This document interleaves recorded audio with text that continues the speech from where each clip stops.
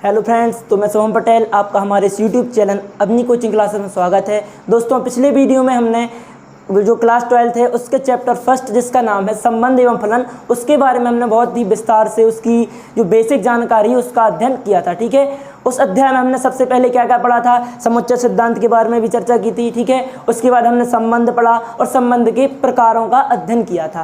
ठीक है, तो इस वीडियो में हम जो आपका अध्याय फर्स्ट है उसके जो एग्जाम्पल हैं 1 से लेकर 6 तक, उन सभी एग्जाम्पलों को सॉल्व करेंगे। ठीक है फ्रेंड्स, तो देखते हैं इस वीडियो में हम फर्स्ट एग्जाम्पल देखते हैं। सबसे पहले क्या है, तो आपका फर्स्ट एग्जाम्पल स्क्रीन पर है आपके सामने। तो देखिए क्या है, मान लीजिए कि एक किसी बालकों के स्कूल के सभी विद्यार्थियों का समुच्चय है। जो एक समुच्चय दिया है आपको क्या है, एक स्कूल के सभी मतलब एक बालकों का विद्यालय है, उस विद्यालय के सभी विद्यार्थियों का समुच्चय है। ठीक है, दर्शाइए कि आपको एक संबंध दिया है जो r बराबर क्या दिया है, r बराबर दिया है कि a कामा b इस प्रकार है। जो a कामा b क्या है, इस प्रकार दिए गए हैं आपको कि a b की क्या है, बहन है। ठीक है, जो a है वो b की क्या है, बहन। ठीक, द्वारा प्रदत्त संबंध एक रिक्त संबंध है। तो आपको जो ये संबंध दिया गया है आपको सिद्ध करना है कि ये रिक्त संबंध है या नहीं। ठीक है, इस सवाल में 2 पार्ट है, एक और दिया है आपको संबंध जो r डैश बराबर क्या है, r डैश बराबर है a कामा b इस प्रकार है कि a तथा b की ऊंचाइयों का अंतर कितना है, 3 मीटर। जो a है वो b से या तो फिर 3 मीटर लंबा है या फिर 3 मीटर क्या है, सॉरी 3 मीटर नहीं, 3 मीटर से कम लंबा है और 3 मीटर से कम क्या है, ठीक है, ऊंचा है, मतलब छोटा है। ठीक है, तो इसके बारे में देखते हैं हम। 2 पार्ट हैं, इन दोनों पार्टों को हम बहुत ही विस्तार से हल करेंगे यहाँ पर। तो सबसे पहले देखते हैं हमें दिया क्या क्या है, जो यहाँ पर हल देखते हैं हम। सबसे पहले आपको दिया है यहाँ पर क्या है, बालकों के विद्यालय पर, जो बालकों के स्कूल के सभी विद्यार्थियों, स्कूल के सभी विद्यार्थियों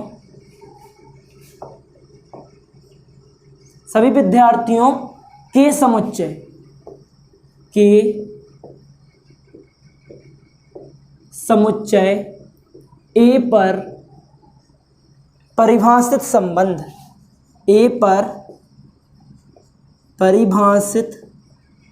संबंध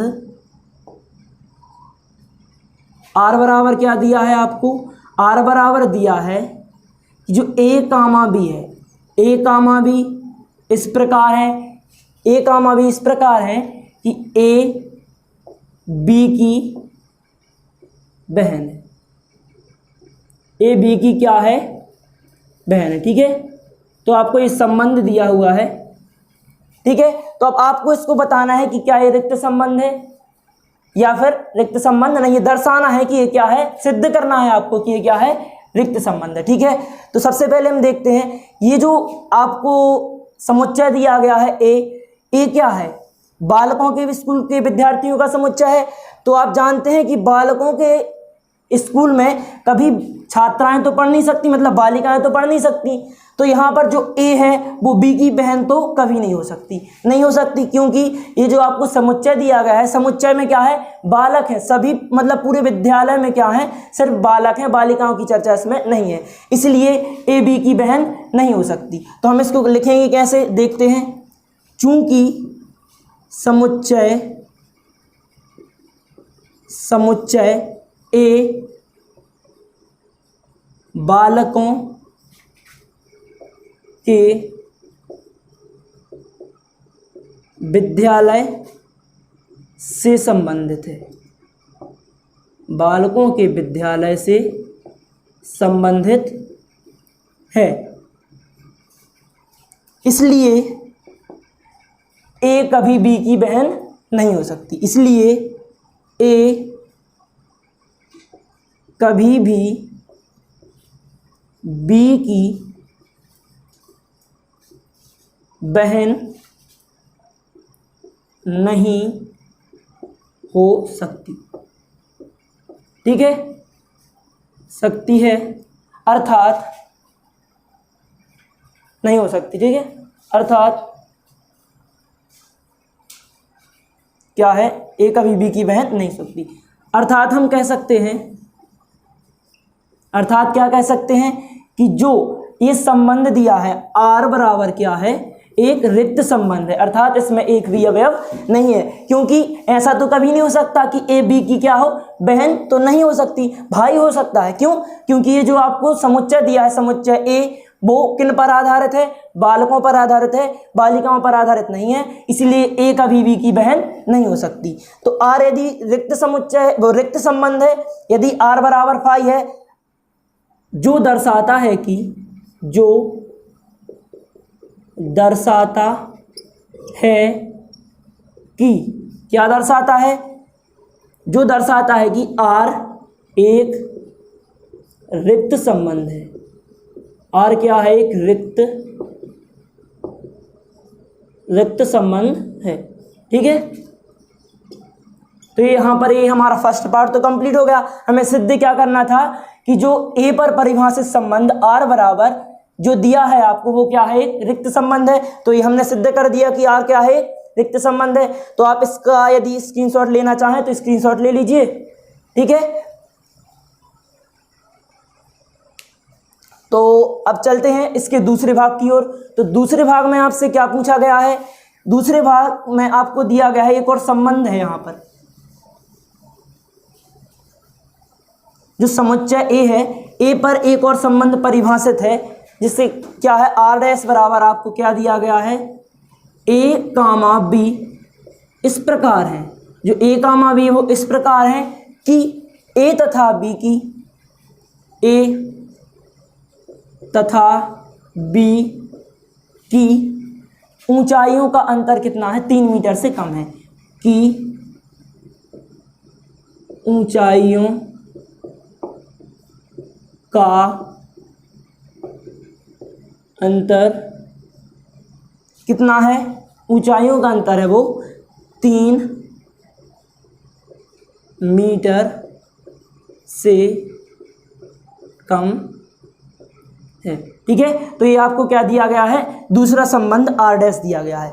तो आपको बताना है क्या कि एक सार्वत्रिक संबंध है। सार्वत्रिक का अर्थ ये होता है कि जो आपका संबंध दिया है आर, वो किसके बराबर हो, ए क्रॉस ए के बराबर हो। ए क्रॉस ए मतलब जो उसका संपूर्ण समुच्चय, सार्वत्रिक मतलब इसी समुच्चय में क्या हो, सब समाहित हो। ठीक है, तो क्या होना चाहिए, आपका जो आर है वो ए क्रॉस ए का अवयव, मतलब आर बराबर होना चाहिए किसके, ए क्रॉस ए के।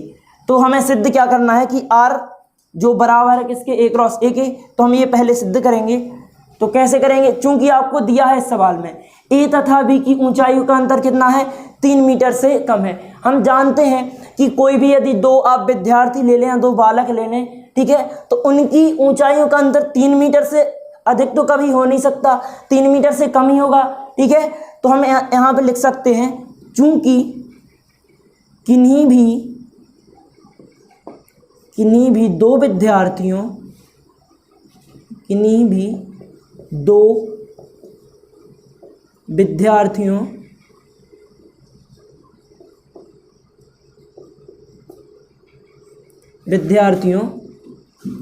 की ऊंचाई का अंतर 3 मीटर से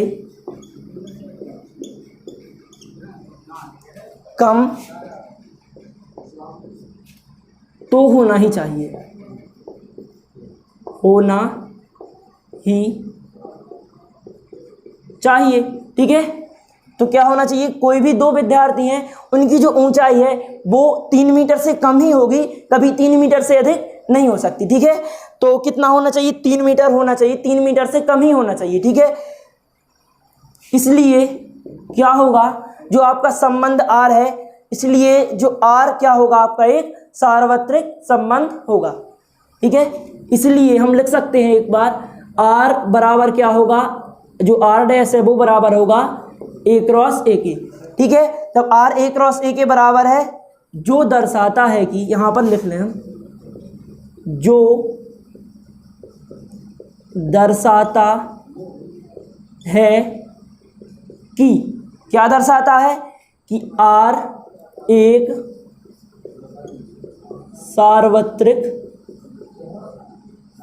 संबंध, आर क्या है, एक सार्वत्रिक संबंध है। ठीक है, तो ये हमारा पूरा क्वेश्चन सॉल्व हो गया है। ठीक है, दो भाग थे इसमें, तो प्रथम भाग आपने देखा शुरू से और द्वितीय भाग भी आप यहां से नोट कर लेंगे। ठीक है, आपको नोट करना है तो नोट कर लीजिए, वरना आपके सामने जो स्क्रीन है उसका स्क्रीनशॉट ले लीजिए। ठीक है, तो ठीक है फ्रेंड्स, अब हम चलते हैं अगली सवाल की ओर, जो एग्जाम्पल नंबर सेकंड है उसकी ओर देखते हैं क्या है उसमें एग्जाम्पल नंबर सेकंड में।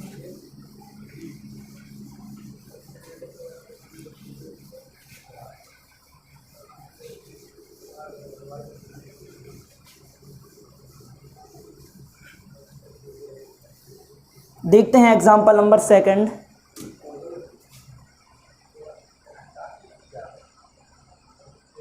इसमें आपको क्या दिया गया है, देखिए, मान लीजिए कि टी किसी समतल में स्थित समस्त त्रिभुजों का समुच्चय। जो टी है वो किसी एक समतल में स्थित जितने भी त्रिभुज सभी का क्या है, एक समुच्चय है। ठीक, समुच्चय टी में आर बराबर T1, T2 इस प्रकार है कि T1 T2 के सर्वांग समय एक संबंध है। ये आपको समुच्चय जो किसी समतल में स्थित सभी रेखाओं के समुच्चय T पर आधारित आपको एक समुच्चय मतलब आधारित एक संबंध दिया गया है R।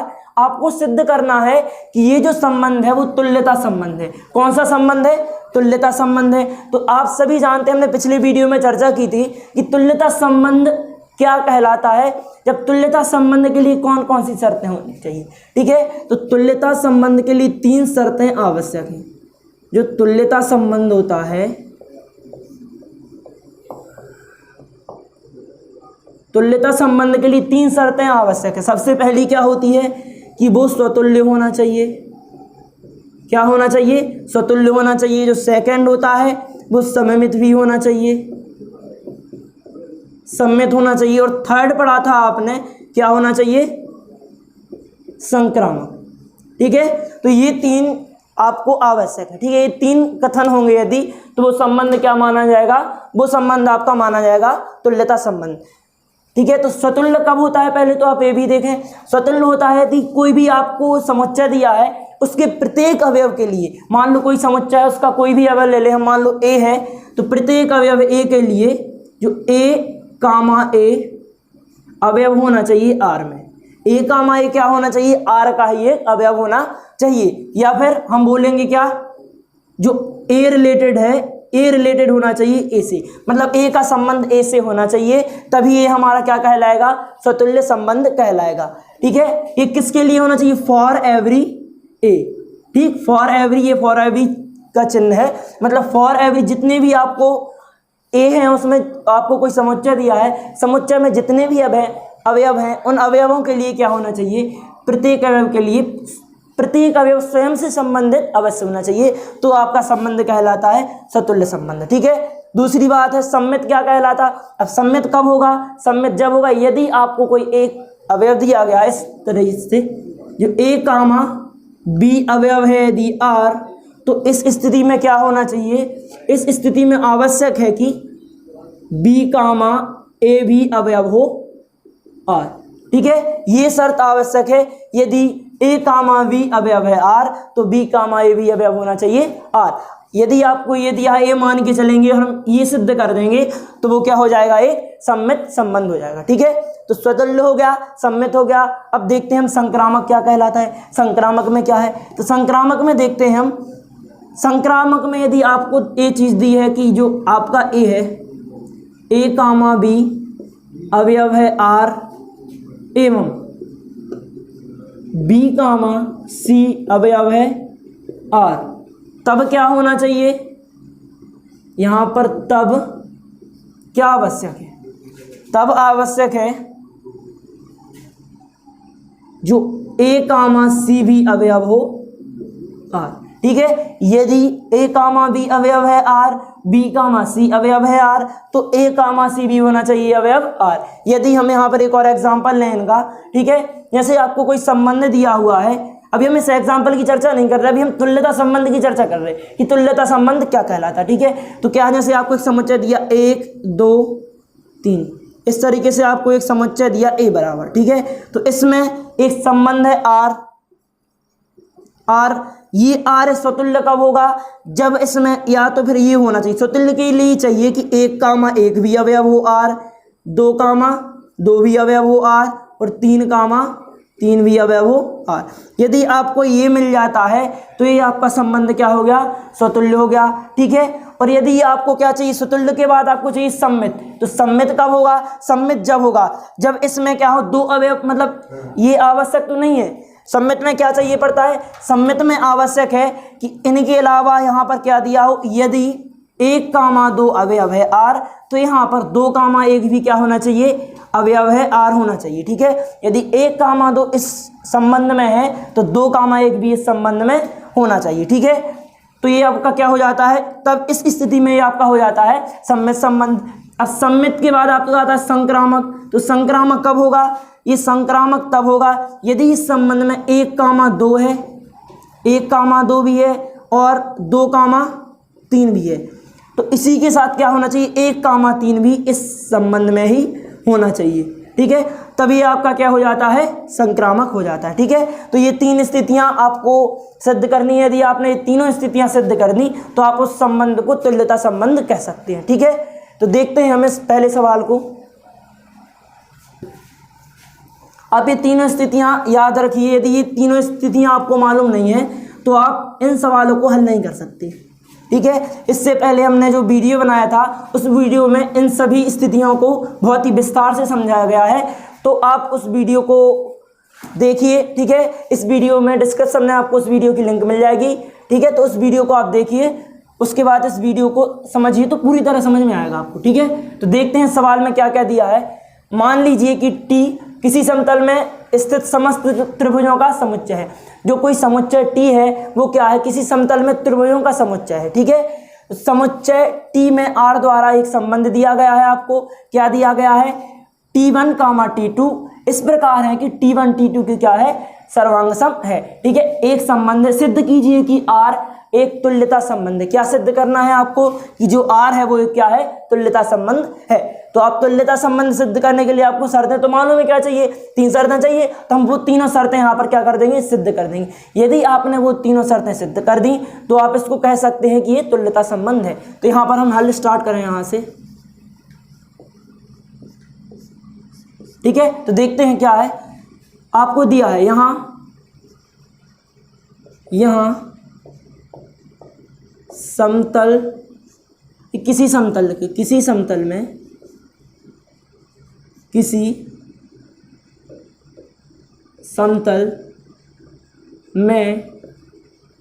स्थित, ठीक है, किसी समतल में स्थित सभी त्रिभुजों के समुच्चय, सभी त्रिभुजों के समुच्चय टी पर परिभाषित संबंध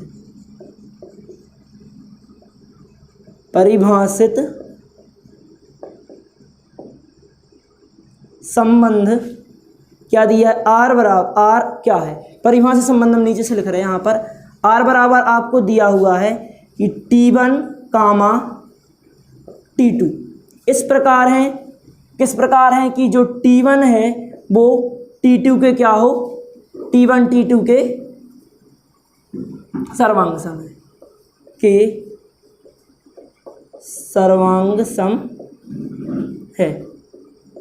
ठीक है, तो ये आपको ये संबंध दिया हुआ है। अब आपको इसमें क्या सिद्ध करना है कि ये तुल्यता संबंध है या नहीं। तो तुल्यता संबंध कब होगा, तुल्यता संबंध तभी हो सकता है जब आप इसमें 3 शर्तें सिद्ध कर लें। कौन सी, सबसे पहले तो स्वतुल्य की शर्त चाहिए, उसके बाद आपको क्या चाहिए है, स्वतुल्य के बाद आपको चाहिए सम्मित, फिर चाहिए है संक्रामक। तो सबसे पहले हम स्वतुल्य देखें, स्वतुल्य की चर्चा करें यहाँ पर। ठीक है, तो क्या देखेंगे स्वतुल्य में क्या होता है, आप देखते हैं कि स्वतुल्य में चाहिए आपको प्रत्येक अवयव क्या हो, स्वयं से ही संबंधित हो। तो आप देखते हैं, मान लो हमने बोला कि कोई एक त्रिभुज बनाया हमने यहाँ पर, ठीक है, हम यहाँ पर एक त्रिभुज ले रहे हैं। तो आप सभी जानते हैं कि कोई त्रिभुज स्वयं के सर्वांग सम तो होता है, ठीक है। तो कोई भी त्रिभुज है वो क्या होता है, स्वयं के सर्वांग सम होता है। तो हम इसमें यही सिद्ध करना है कि कोई भी, जैसे एक त्रिभुज T1 है, वो T1 के ही सर्वांग सम हो। किसके सर्वांग सम हो, T1 के। हम यहाँ पर लिख सकते हैं, चूंकि कोई भी त्रिभुज क्या होता है, स्वयं के सर्वांग सम होता है, ठीक है। सर्वांग सम होता है, इसलिए हम क्या कह सकते हैं, इसलिए हम कह सकते हैं कि जो T1 T1 है वो अवयव है R, ठीक। जहां फॉर एवरी T1 अवयव है किससे, T का, ठीक है। तो ये शर्त यहां पर क्या होगी, लागू होगी। तो यही हमारे लिए सिद्ध करना था कि जो T1 है वो क्या है, अवयव होना चाहिए R का। तो हमने सिद्ध कर दिया, जो T1 है वो T1 से क्या है, संबंधित है। तो आपका ये क्या हो जाएगा, सतुल्य हो जाएगा, ठीक है। यहाँ पर हम अंत में लिखेंगे कि जो ये आपको दिया गया है, क्या है, एक सतुल्य संबंध है, ठीक है। तो यहाँ पर हम लिखेंगे और आगे देख रहे हैं, अतः हम कह सकते हैं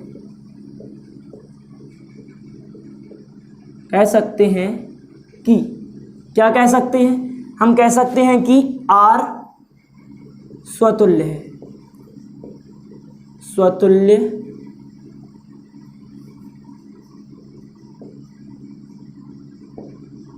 स्वतुल्य संबंध है, ठीक है। तो हमने ये सिद्ध कर दिया कि R स्वतुल्य है, स्वतुल्य तो कर दिया। अब हमें क्या चाहिए, स्वतुल्य के साथ हमें चाहिए सममित। तो सममित कब होगा, सममित के लिए सिद्ध करें, सममित के लिए हम क्या सिद्ध करेंगे, माना क्या है, T1, T2 अवयव है R। हमें इसमें सिद्ध क्या करना है, हमें इसमें सिद्ध करना है कि यदि T1, T2 अवयव है R, तो T2, T1 भी क्या होना चाहिए, R में ही होना चाहिए। और फिर जो T2, T1 है वो भी R से रिलेटेड होना चाहिए, ठीक है। तो हम क्या करें, लेके चलें जो दर्शाता है। इससे हम ये कह सकते हैं कि T1 T2 के सर्वांग सम है, सर्वांग सम, ठीक है, सर्वांग सम है, ठीक है। हम कह सकते हैं यदि T1, T2 अवयव है R, तो क्या कह सकते हैं हम कि T1 T2 के सर्वांग सम है। यहाँ पर आप देख सकते हैं तो T1 T2 इस प्रकार है कि T1 T2 के क्या है, सर्वांग सम है। तो यहाँ पर हमने ये बात लिख दी। आप देखें, यदि ये दो हमने त्रिभुज बनाए, ठीक है, एक त्रिभुज यहाँ पर बनाया और एक त्रिभुज यहाँ पर बनाया। यदि ये वाला त्रिभुज, यदि ये त्रिभुज है, ये त्रिभुज यदि इसके सर्वांग सम, इसको हम T1 बोल लें और इसको क्या बोल रहे हैं, T2। तो यदि T1 T2 के सर्वांग सम है, तो ये तो स्वाभाविक सी बात है कि जो T2 है वो T1 के भी सर्वांग सम होगा। तो हम इसको यहाँ पर दूसरे स्टेप में ये भी लिख सकते हैं कि T2 क्या है, T1 के सर्वांग सम है, सर्वांग सम है। हम ये भी लिख सकते हैं यहाँ पर, जो ये दर्शाता है यदि T2 T1 के सर्वांग सम है, तो इसे हम ऐसा भी लिख सकते हैं अगले स्टेप में कि जो T2, T1 अवयव है R, ठीक है। तो क्या है, हमने देखा जब हम T1, T2 अवयव है R लेकर चले तो हमें क्या प्राप्त हुआ, T2, T1 अवयव है R। यही शर्त हमें किसके लिए चाहिए होती है, यही शर्त हमें चाहिए होती है सममित संबंध के लिए, जो हम क्या कर चुके हैं, सिद्ध कर चुके हैं। इसलिए हम बोल सकते हैं अतः क्या है, जो R है वो सममित संबंध है। R कैसा है आपका, सममित संबंध है, ठीक है। R को आपने सममित सिद्ध कर दिया है, सममित संबंध है, ठीक है। तो हमने दो शर्तें तो सिद्ध कर दी। आप इसका स्क्रीनशॉट लेना चाहें तो स्क्रीनशॉट ले लीजिए, ठीक है। तो हमने दो शर्तें सिद्ध कर दी। अब हम देखते हैं तीसरी शर्त में क्या है। तीसरी शर्त में हमें सिद्ध करना होता है कि जो यदि T1 T2 से संबंधित है और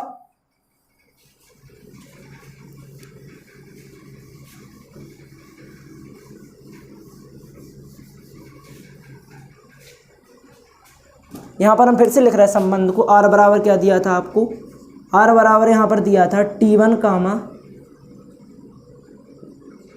T2 इस प्रकार है कि T1 T2 के सर्वांग सम है,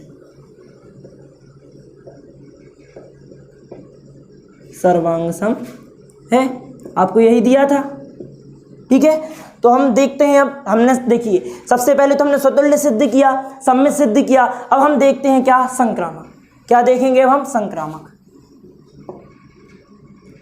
संक्रामक के लिए हमें क्या चाहिए पड़ता है, संक्रामक के लिए हमें आवश्यक है कि यदि T1 का हम वैसे A और B मान के चलें तो AB यदि अवयव है R और BC अवयव है R, क्या चाहिए हमें, चाहिए है कि ये A कामा B अवयव है यदि R एवं जो B कामा C अवयव है R, तो क्या होना चाहिए, A कामा C भी अवयव होना चाहिए R। ठीक है, हमें ये शर्त सिद्ध करनी होती है। ठीक है, तो हम यहाँ पर ये सिद्ध करेंगे।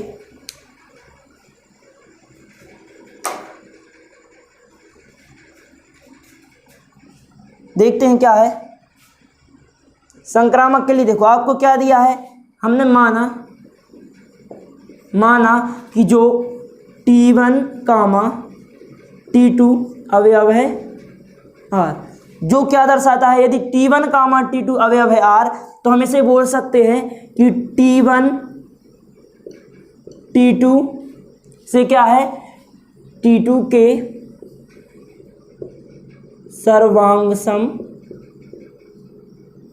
है, कह सकते हैं। ठीक है, अब दूसरे स्टेप में लेते हैं, एवं यहां पर हम दूसरा स्टेप लेते हैं, एवं क्या है, जो T2 कामा T3 अवयव है R, इसे हम ऐसा भी लिख सकते हैं कि जो T2 है वो T3 के क्या है, सर्वांग सम है, सर्वांग सम है। ठीक है, तो हम इसको ऐसा भी लिख सकते हैं।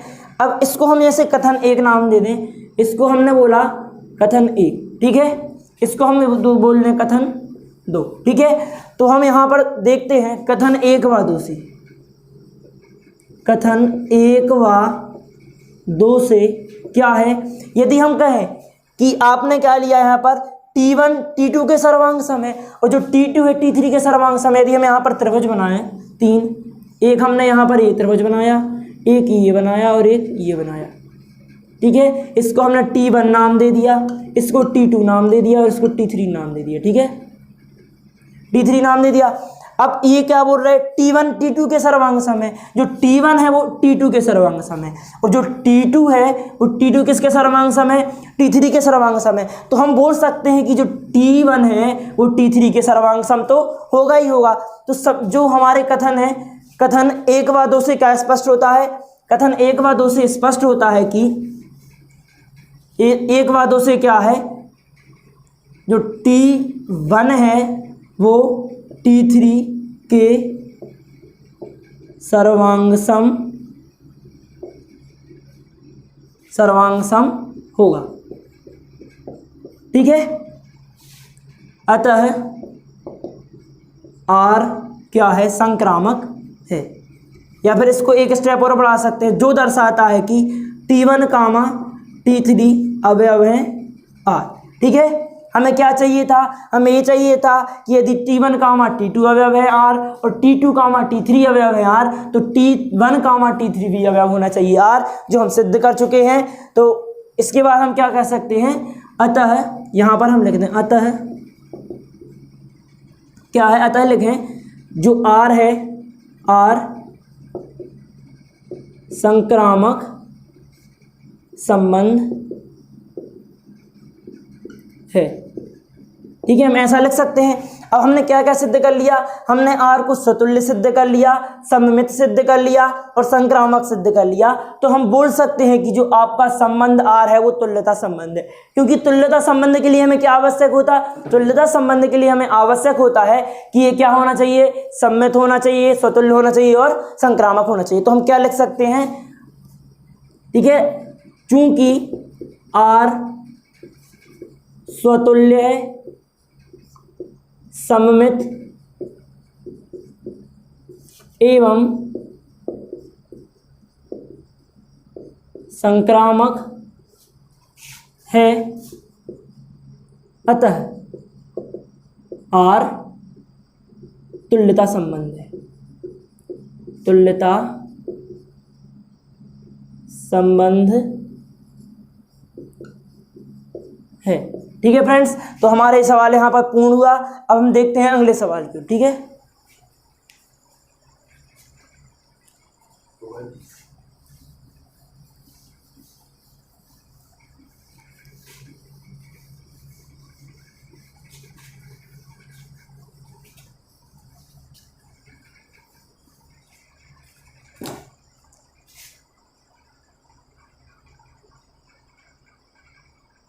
ये आपको तीसरा सवाल दिया गया है, इसको भी हम हल करें। क्या है, सबसे पहले सवाल को पढ़ते हैं। मान लीजिए कि L किसी समतल में स्थित समस्त रेखाओं का समुच्चय है, ठीक, तथा R बराबर जो L पर परिभाषित संबंध R है वो क्या दिया है, L1, L2 इस प्रकार है कि L1 L2 पर लंब है। ठीक है, तो इसके लिए हमें क्या सिद्ध करना है कि ये जो संबंध है, क्या सिद्ध करना है, जो समुच्चय L में परिभाषित एक संबंध है R, सिद्ध कीजिए कि R सममित है किंतु ना तो स्वतुल्य है और ना ही संक्रामक है। हमें सिद्ध करना है कि सममित तो है लेकिन ना तो स्वतुल्य है और ना ही संक्रामक है। ठीक है, तो हम लेके चलते हैं यहाँ पर जो L पर परिभाषित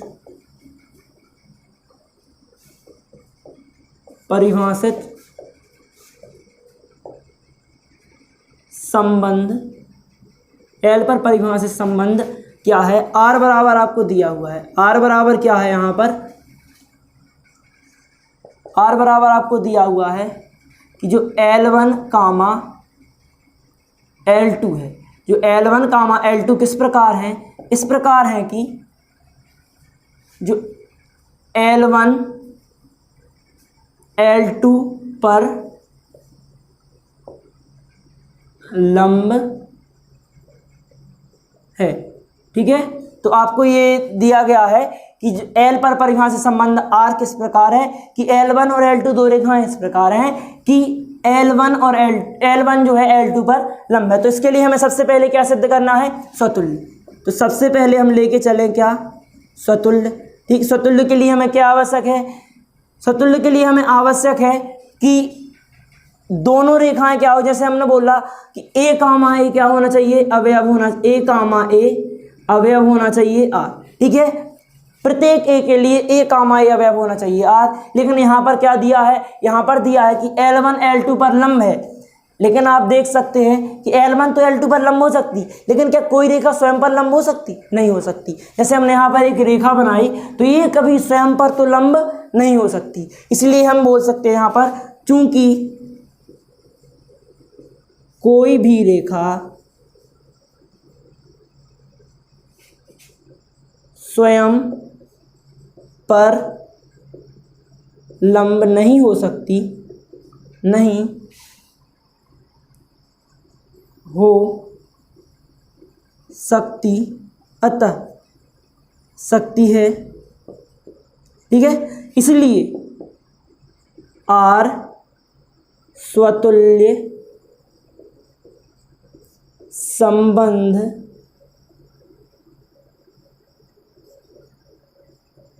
नहीं है।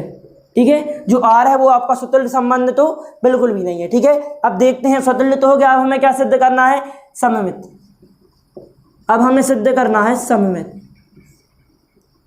तो हम सममित कब सिद्ध कर सकते हैं, हम सममित तब सिद्ध कर सकते हैं जब आप L1 L2 को लेकर चलें और आप क्या सिद्ध कर दें, जो L2 को L1 के पर लंब सिद्ध कर दें। ठीक है, तो देखते हैं हम, माना क्या है L1 कामा L2 अवयव है R। ठीक है, जो दर्शाता है कि इससे हम ये गणना कर सकते हैं कि L1 है वो L2 पर क्या है, L2 पर लंब है। ठीक है, हम दो रेखाएं बनाए यहाँ पर, ये है एक रेखा, इसको हम L1 नाम दे दें, और एक हम इस पर एक रेखा बनाए L2, इसको क्या नाम दे दें L2। तो आप देखते हैं यदि L1 रेखा L2 पर लंब है, जो L1 रेखा है, ये L1 यहाँ से यहाँ तक ये वाली रेखा है, जो इस रेखा पर यदि लंब है तो आप देख रहे हैं कि जो L2 है वो L1 पर भी तो लंब है, यहाँ पर 90 अंश का कोण बन रहा है, अर्थात दोनों रेखाएं एक दूसरे पर लंब है। तो यहाँ पर यदि L1 L2 पर लंब है तो हम यहाँ पर बोल सकते हैं कि क्या है, जो L2 है L2 भी, L2 यहाँ पर लिख सकते हैं L2 भी L1 पर लंब होगी। ठीक है, हम ऐसा लिख सकते हैं। ठीक है, अब इस स्टेप में हमने क्या किया, अब हम इसे इस प्रकार से भी लिख सकते हैं। अगले स्टेप में क्या लिख सकते हैं, हम इसे लिख सकते हैं कि जो L2 कामा L1 है अवयव है R। ठीक है, लिख सकते हैं कि नहीं लिख सकते, यही हमें सिद्ध करना था, तो हम लिख सकते हैं अतः R क्या है आपका, R सममित संबंध है, R सममित संबंध है।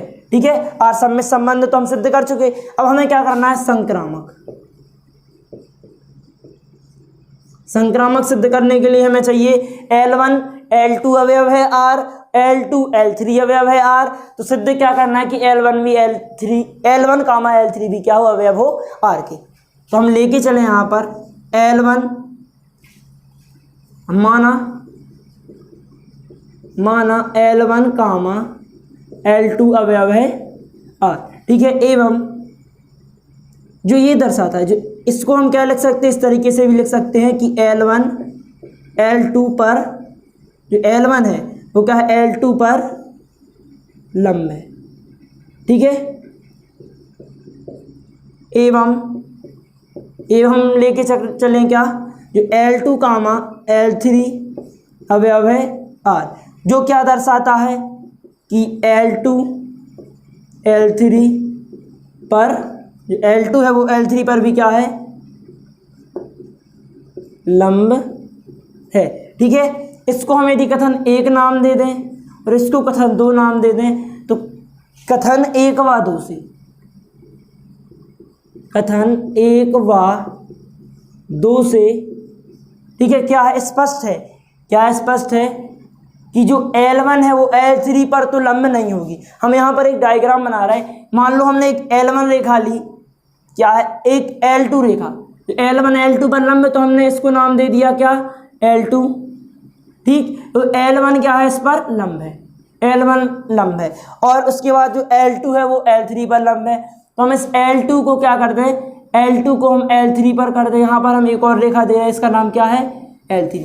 तो जो L1 है वो L1 L2 पर लंब है, और L2 किस पर लंब है, L3 पर लंब है। तो क्या ये दोनों L1 L3 पर लंब है, नहीं, ये दोनों क्या होंगी, एक दूसरे के समांतर होंगी। इसलिए हम बोल सकते हैं कथन 1 व 2 से क्या बोल सकते हैं कि जो L1 है L3 के क्या है, जो हम इसको लिख सकते हैं क्या, L1 L3 पर लंब नहीं है। ठीक है, अर्थात जो दर्शाता है कि L1 कामा L3 अवयव नहीं है R। ठीक है, तो हमने सिद्ध कर दिया कि जो यदि हम लेके चले L1 कामा L2 अवयव है R और L2 कामा L3 अवयव है R, तो L1 कामा वो L3 अवयव नहीं है R। ठीक है, तो हमने ये सिद्ध कर दिया। इसका मतलब है कि ये संक्रामक तो नहीं है, संक्रामक तो नहीं है। ठीक है, अब संक्रामक नहीं है तो हमें क्या क्या सिद्ध करना था, हमें सिद्ध करना था कि जो आपका संबंध है R ना तो क्या हो, स्वतुल्य हो, ना ही सममित हो सॉरी क्या बोल रहे हैं, सम्मित तो हो लेकिन ना तो स्वतुल्य हो और ना ही संक्रामक हो। ठीक है, हमने स्वतुल्य भी सिद्ध कर दिया कि स्वतुल्य भी नहीं है, संक्रामक भी सिद्ध कर दिया और हमने सिद्ध कर दिया कि ये सम्मित है। तो हमारे सवाल यहाँ पर पूर्ण हुआ। अब चलते हैं अगले सवाल की ओर। इसके लिए आप यदि स्क्रीनशॉट लेना चाहें तो ले लीजिए। ठीक है, तो चलते हैं अगले सवाल की ओर।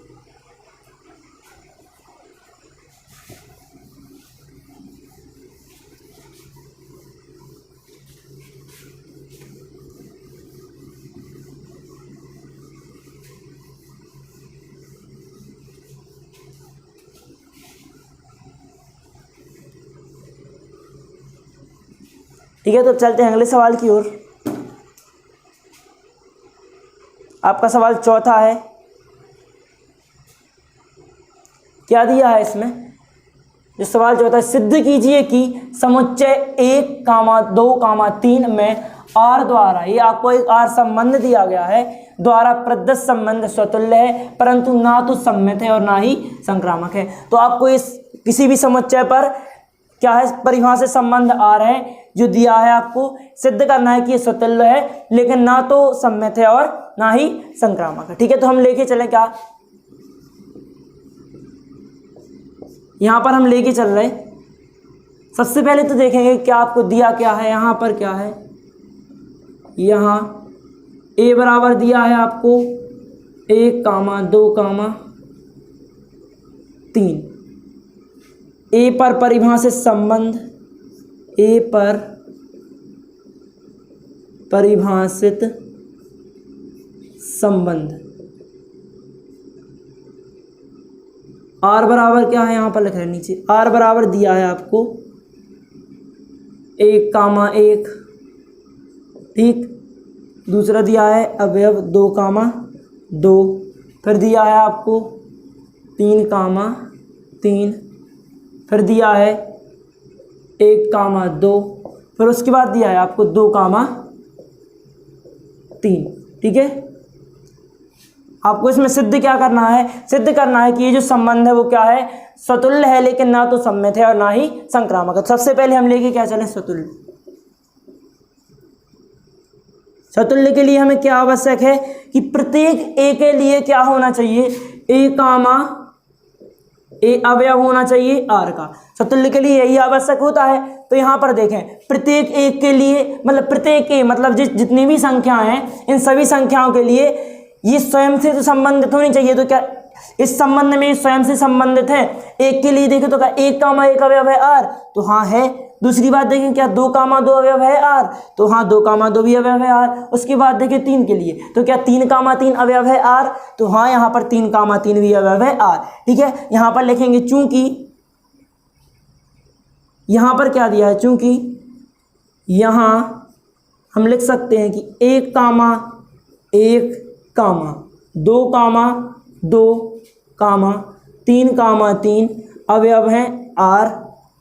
अतः जो आपका संबंध आर है वो क्या है, आर स्वतुल्य है। ठीक, स्वतुल्य सिद्ध कर लिया। अब उसके बाद देखते हैं हम क्या, स्वतुल्य के बाद आपका आता है सम्मित। तो हम यहां पर सम्मित सिद्ध करें। सम्मित में क्या चाहिए हमको, सम्मित में हमें आवश्यक यदि जैसे हम इसको लेके चलें 1, 1 अवयव है, इस यहाँ पर लेके चलें यदि 1, 2 अवयव है आर, तो 2, 1 भी क्या होना चाहिए, आर में ही उपलब्ध होना चाहिए या फिर उपस्थित होना चाहिए। ठीक है, तो देखें यहाँ पर, यहाँ 1, 2 अवयव है आर। ठीक है, 1, 2 है वो आर में तो है लेकिन क्या ऐसा है, परंतु जो 2, 1 है अवयव नहीं है आर। ठीक है, अतः हम कह सकते हैं कि जो आर है वो सम्मित नहीं है। ठीक है, यहां पर लिखेंगे क्या, अतः आर सममित नहीं है। ठीक है, अब आर सम्मित तो नहीं है। अब सम्मित के बाद हमें क्या सिद्ध करना है कि क्या आर संक्रामक नहीं है, तो हम संक्रामक के लिए ले लें।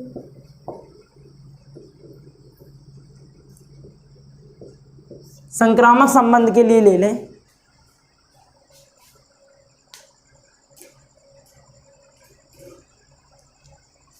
संक्रामक के लिए हमें क्या आवश्यक है, संक्रामक के लिए हमें आवश्यक है कि जो आप यदि 1,2 अवयव है आर और 2,3 अवयव है आर, तो यहाँ पर 1,3 भी अवयव होना चाहिए आर। अर्थात यदि a, b अवयव है आर, ठीक, b, c अवयव है आर, तो क्या होना चाहिए, a, c भी अवयव होना चाहिए आर। हमें ये सिद्ध करना है, तो हम यहाँ पर देखते हैं, यहाँ सबसे पहले आप क्या देखेंगे, जो 1,2 है अवयव, लिखेंगे 1,2 अवयव है आर एवं 2,3 भी अवयव है आर, तो 2,3 भी अवयव है आर। तो हम क्या, लेकिन आप क्या यहाँ पर आपको ये दिख रहा कि 1,3 अवयव है आर, कहीं पर है, नहीं है। यहाँ पर लिखेंगे परंतु जो 1,3 अवयव नहीं है आर, ठीक है, इसलिए जो आर है वो संक्रामक संबंध नहीं है। जो संक्रामक है, संक्रामक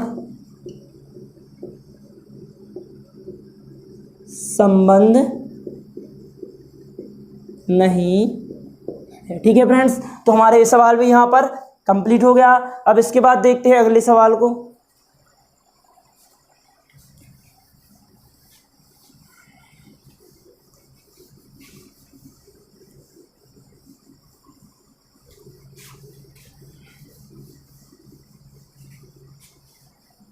ठीक है, तो अगले सवाल की ओर देखते हैं।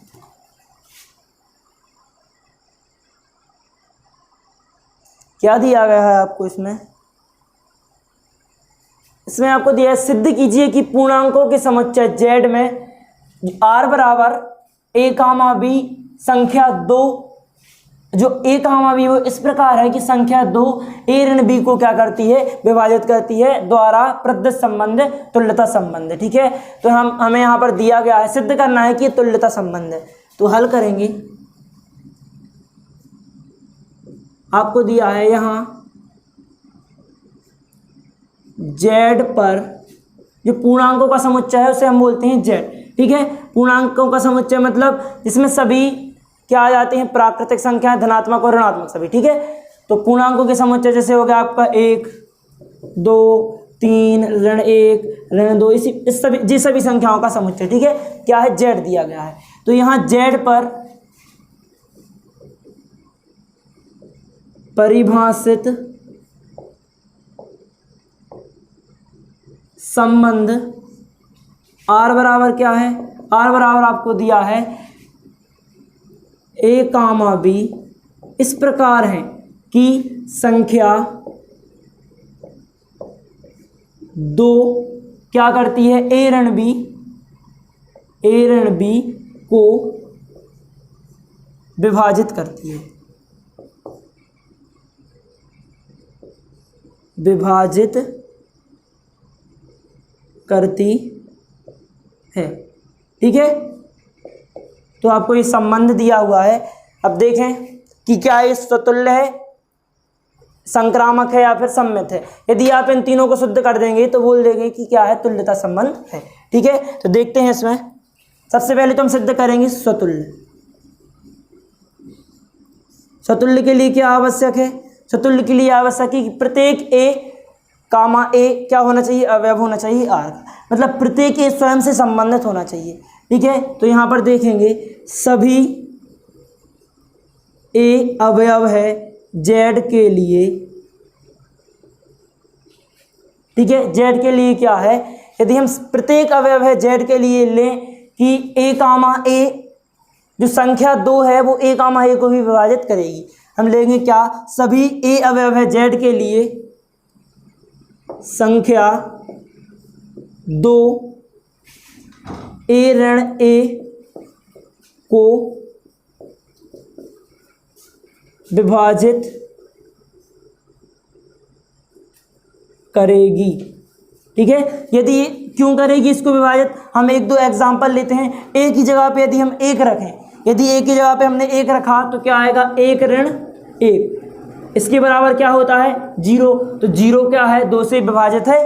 ठीक है, और कोई संख्या लेने, जैसे हमने यहाँ पर ए की जगह पे क्या रखा, 2 रखा, तो यदि ए की जगह पे हम 2 रखेंगे तो 2 ऋण 2, ठीक है, इसके बराबर क्या आएगा 0। तो यदि 2 ऋण 2 बराबर 0 है, 0 भी 2 से विभाजित है, तो क्या होगी, प्रत्येक ए के लिए ए ऋण ए क्या होगी, 2 से विभाजित होगी, ठीक है। अब अतः इसलिए क्या है, इसलिए R स्वतुल्य है, ठीक है, R को स्वतुल्य कर दिया हमने। अब देखते हैं क्या, स्वतुल्य तो हो गया, स्वतुल्य के बाद आपको आवश्यक है कि ये क्या होना चाहिए, सममित होना चाहिए। तो सममित के लिए हम क्या लेके चलें,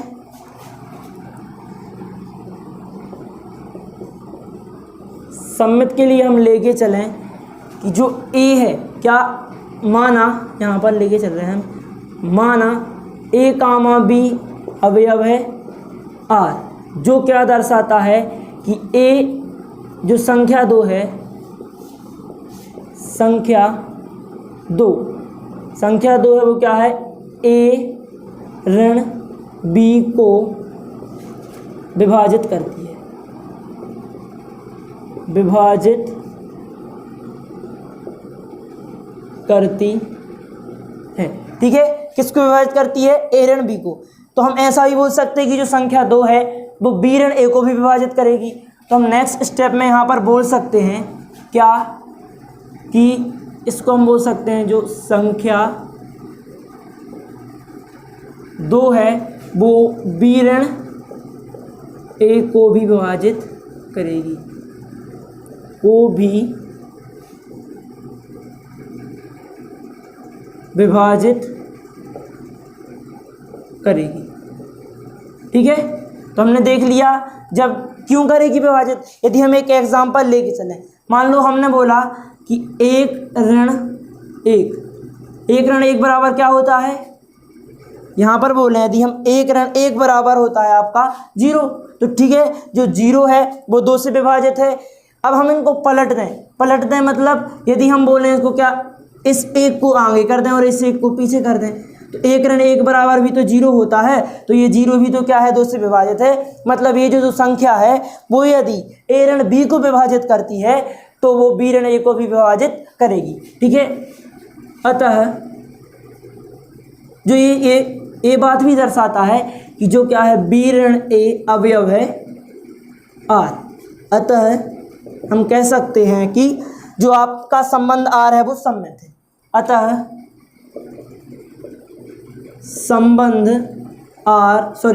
जो संबंध R है वो क्या है, सममित संबंध है, सममित संबंध है, ठीक है। तो हमने 2 बातें तो सिद्ध कर दी, एक तो हमने क्या कर दिया, स्वतुल्य संबंध कर दिया, और एक कर दिया सममित। अब हमें सिद्ध करना है संक्रामक, ठीक है। तो आप इस पेज का स्क्रीनशॉट लेना चाहें तो ले लीजिए एक बार, फिर हम आगे देखते हैं। अब देखते हैं तीसरी बात हमें क्या सिद्ध करनी, संक्रामक। तो संक्रामक सिद्ध करने के लिए हम देखते हैं आगे,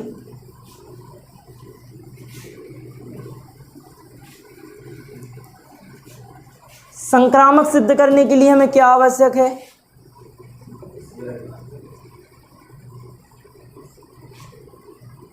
संक्रामक देखें हम, तो संक्रामक के लिए हमें आवश्यक है कि यदि यहाँ पर यदि A ऋण B अवयव है R और B ऋण C अवयव है R, तो क्या होना चाहिए, A ऋण C भी अवयव होना चाहिए R, ठीक है। यदि A ऋण B अवयव है R, B ऋण C अवयव है R, तो A ऋण C भी अवयव होना चाहिए R। तो आपका क्या होगा, तो आपका ये संबंध है वो क्या होगा, संक्रामक होगा, ठीक है। तो हम देखते हैं सबसे पहले, माना A ऋण B अवयव है R, जो दर्शाता है, क्या दर्शाता है कि संख्या 2 क्या है, संख्या 2 है,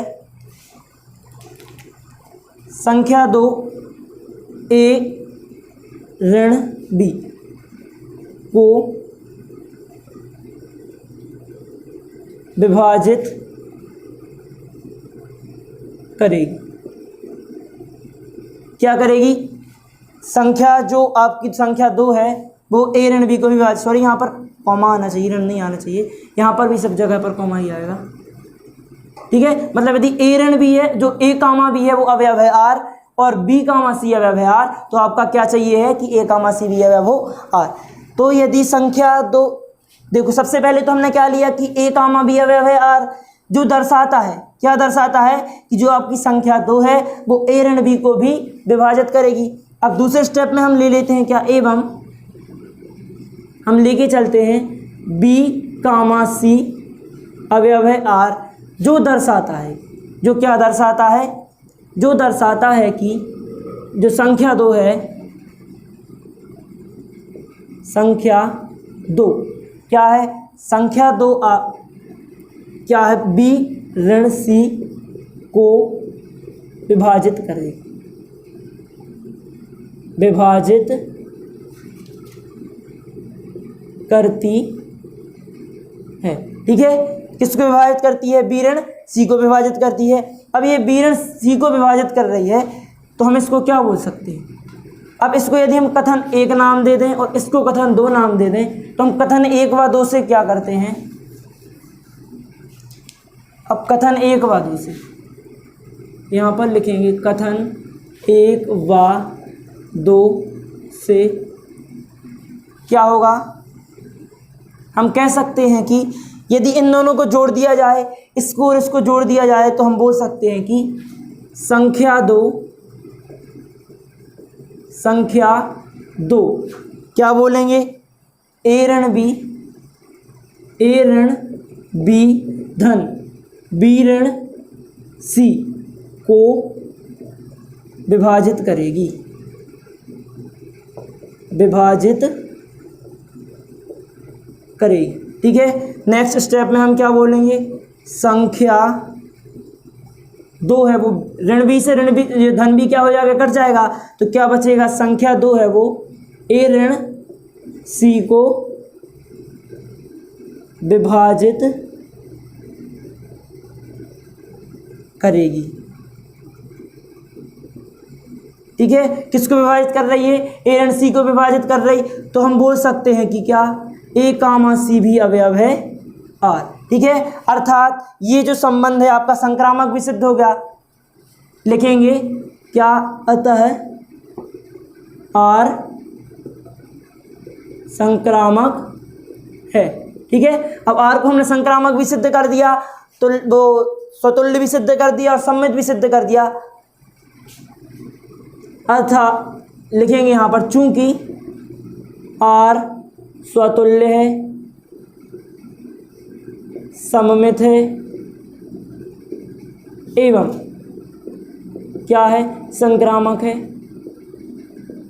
संक्रामक है, इसलिए आर तुल्यता संबंध है। ठीक है, क्या है, आर तुल्यता संबंध है। ठीक है, तो ये हमारा सवाल कंप्लीट हुआ। आप इसका भी एक स्क्रीनशॉट ले लीजिए।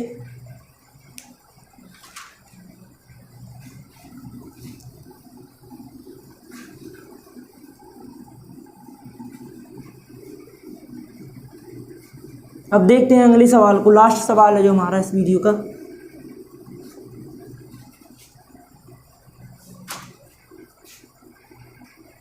जो सवाल 6 है उसको देखते हैं।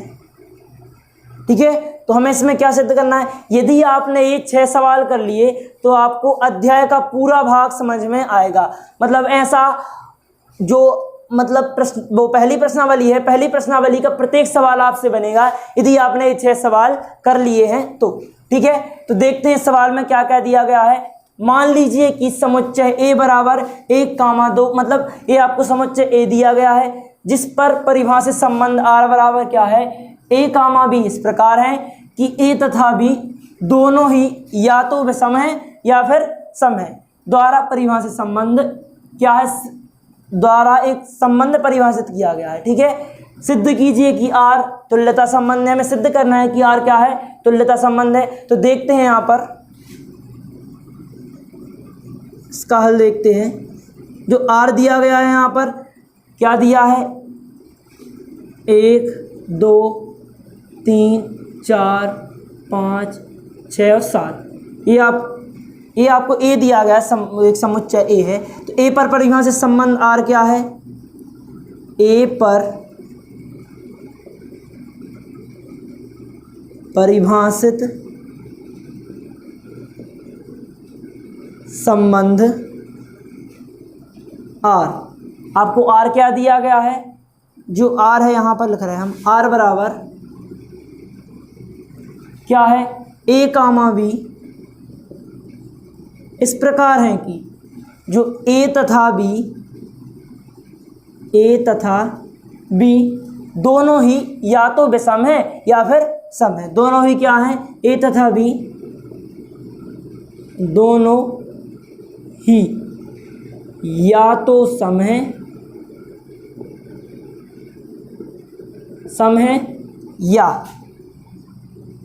या तो विषम है। ठीक है, तो ये आपको संबंध दिया गया है, सिद्ध करना है कि ये तुल्यता संबंध है। तो तुल्यता के लिए आपको क्या आवश्यक है? तुल्यता के लिए हम इसको शॉर्ट रूप से समझ रहे हैं। क्या तुल्यता के लिए हमें आवश्यक है कि जो आपका संबंध आर है वो क्या होना चाहिए? स्वतुल्य होना चाहिए। स्वतुल्य होना चाहिए। स्वतुल्य के लिए क्या आवश्यक है? अब स्वतुल्य के लिए हमें चाहिए है कि प्रत्येक ए क्या हो? अवयव हो। प्रत्येक ए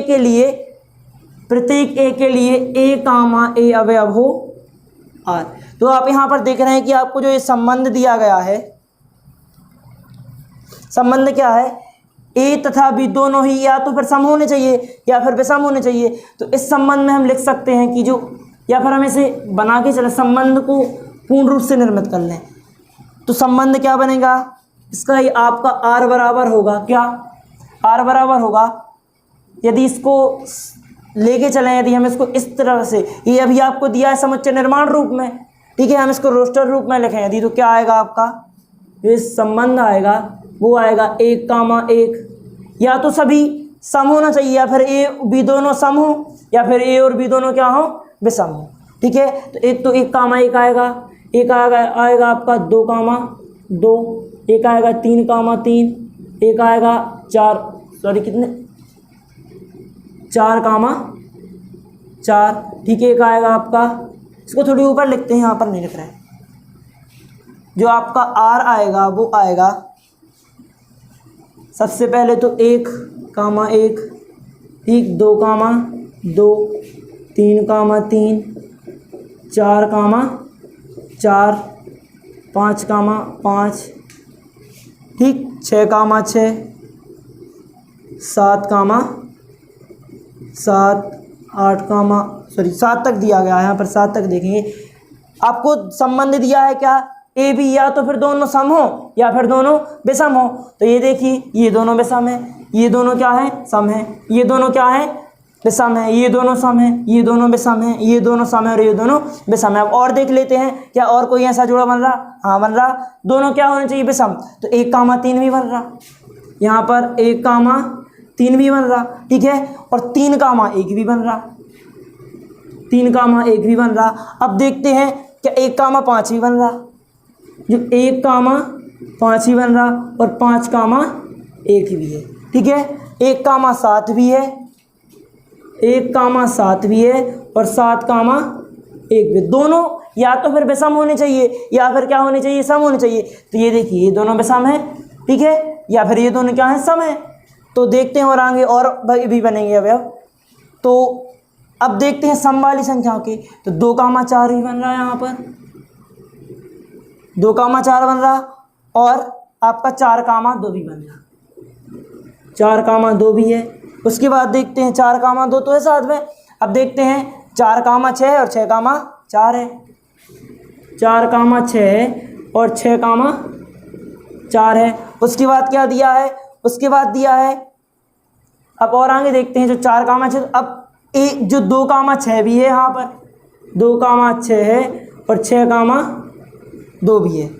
तो ये दोनों तो हमने देख लिए। अब विषम में भी एक शेष रह गया अभी, जो तीन कामा मतलब एक कामा सात भी है और सात कामा एक भी है, ये भी हम लिख चुके, मतलब हम सभी लिख चुके। अब कुछ नहीं बचा इसमें, ठीक है। तो और देखते हैं अब,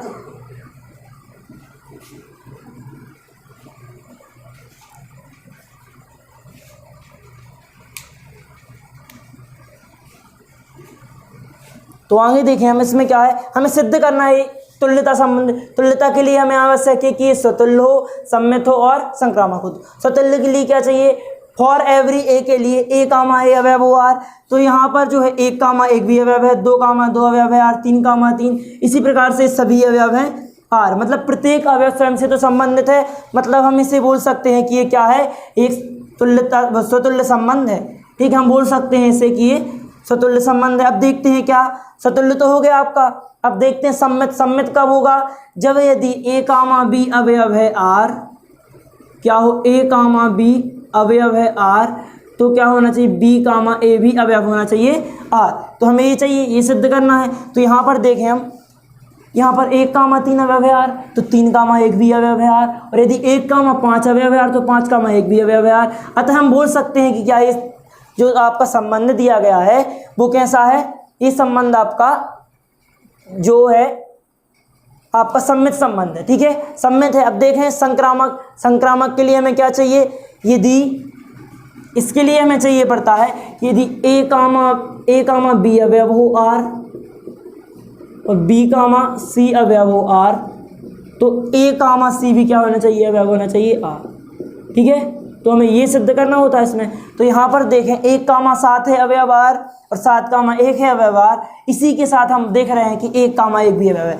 यदि इसका संबंध इससे है और जो इसका संबंध है वो इससे है, तो क्या इसका संबंध इससे है, हाँ है। ये देखिए, आपने देखा ऊपर 1 कामा 1 भी संबंध है, मतलब 1 का संबंध 1 से भी है। अतः हम कह सकते हैं कि ये संक्रामक संबंध भी है। तो हमने इसे स्वतुल्य भी सिद्ध कर दिया, सम्मित भी सिद्ध कर दिया और संक्रामक भी सिद्ध कर दिया। तो ये संबंध क्या हो गया, आपका तुल्यता संबंध हो गया। अब एक पार्ट तो आपका कंप्लीट ही हो गया। अब इसके बाद और भी पार्ट है इसमें, उसको भी देखते हैं।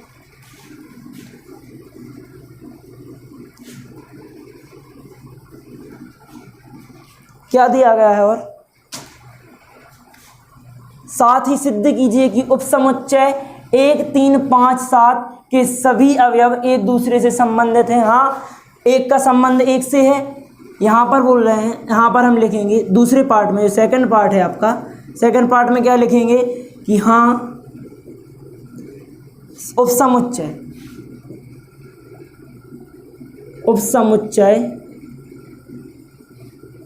जो आपको दिया है, क्या दिया है, 1 3 5 7, 1 3 5 7 के सभी अवयव एक दूसरे से संबंधित हैं, एक दूसरे से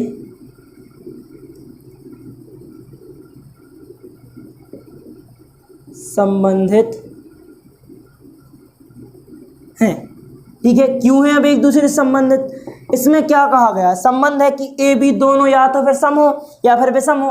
तो यदि इसके प्रत्येक अवयव से संबंधित माना जाए तो 1 का संबंध 1 से तो होगा ही होगा, 3 का 3 से होगा, 5 का 5 से होगा और 7 का 7 से होगा। क्यों होगा, क्योंकि ये यहाँ पर बोल रहा है कि या तो फिर दोनों सम होने चाहिए या फिर दोनों विषम होने चाहिए। तो ये देखिए, ये भी विषम है, ये भी विषम है, ये भी विषम है और ये भी विषम है। तो यह क्या हो गया आपका, हाँ ये जो आपका उपसमुच्चय है, इस उपसमुच्चय का प्रत्येक अवयव स्वयं से संबंधित है। ठीक है, हमारे सेकंड पार्ट हो गया। अब थर्ड पार्ट में क्या बोल रहे हैं, थर्ड पार्ट में उन्होंने कहा गया है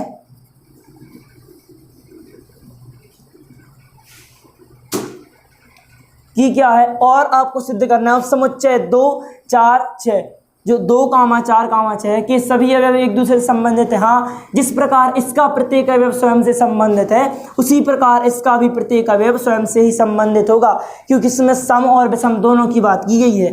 तो जब वो सम है तो सम वाला जो आपका पार्ट है वो ये भी क्या होगा आपका, इसका प्रत्येक अवयव स्वयं से संबंधित जरूर होगा। यहाँ पर यदि हम ले लें तो 2 का संबंध 2 से भी, यहाँ पर हम लिखें यदि जो दिया है आपका 2 कामा 4 कामा 6 इस तरीके से दिया है, तो 2 का संबंध है वो 2 से तो होगा ही होगा, 4 का संबंध है वो 4 से तो होगा और जो 6 का संबंध है वो 6 से होगा। क्यों, क्योंकि इसमें जो आपका संबंध दिया है उसमें बोल रहे हैं कि दोनों या तो फिर सम होने चाहिए या फिर विषम होने चाहिए। तो देखिए, ये दोनों भी सम है, ये दोनों भी सम है और ये दोनों भी सम है। ठीक है, उसके बाद आपका दिया है क्या, परंतु समुच्चय जो उपसमुच्चय है 1 कामा 3 कामा 5,7 का कोई भी अवयव समुच्चय 2, 4, 6 के किसी भी अवयव से संबंधित ना हो, तो ये किसी भी अवयव से संबंधित नहीं है, क्योंकि जो आपकी शर्त है वो बोल रही है कि या तो फिर दोनों क्या हो, या फिर दोनों सम हो या फिर विषम हो। तो यदि आप इससे संबंध करें तो ये दोनों क्या हो रहा है, यदि आप यहाँ पर लें, एक तो आपका ये हो गया संबंध, दूसरा बोल रहे हैं ये 1, 3, 5, 7, तो क्या इसका प्रत्येक अवयव इसके प्रत्येक अवयव से संबंधित है। चलो देखते हैं, एक का संबंध क्या 2 से हो सकता, नहीं हो सकता, क्यों, क्योंकि यहाँ पर बोल रहे या तो फिर दोनों सम हो या फिर विषम हो। ये दोनों, एक यहाँ पर ये तो विषम है और ये क्या है, सम है, मतलब ये दोनों आपस में संबंधित नहीं हो सकते। ठीक है, तो हमारा ये वीडियो यहाँ पर समाप्त हुआ। इसके बाद हम अगले वीडियो में देखेंगे प्रश्नावली 1.1 के सभी सवाल हल करेंगे। तो इस वीडियो को यदि आप इसका स्क्रीनशॉट लेना चाहें तो ले लीजिए अभी। ठीक है, तो देखते हैं अगले वीडियो में हम समझेंगे क्या कि जो प्रश्नावली 1.1 है उसके सभी सवालों के बारे में हम चर्चा करेंगे विस्तार पूर्वक। ठीक है, और यदि आपको इस वीडियो में जो भी डाउट है वो हमारे कमेंट सेक्शन में आप ज़रूर पूछ सकते हैं, या फिर हमारे व्हाट्सएप ग्रुप पर संपर्क करें जिसकी लिंक नीचे दी गई है। ठीक है, तो मिलते हैं अगले वीडियो में।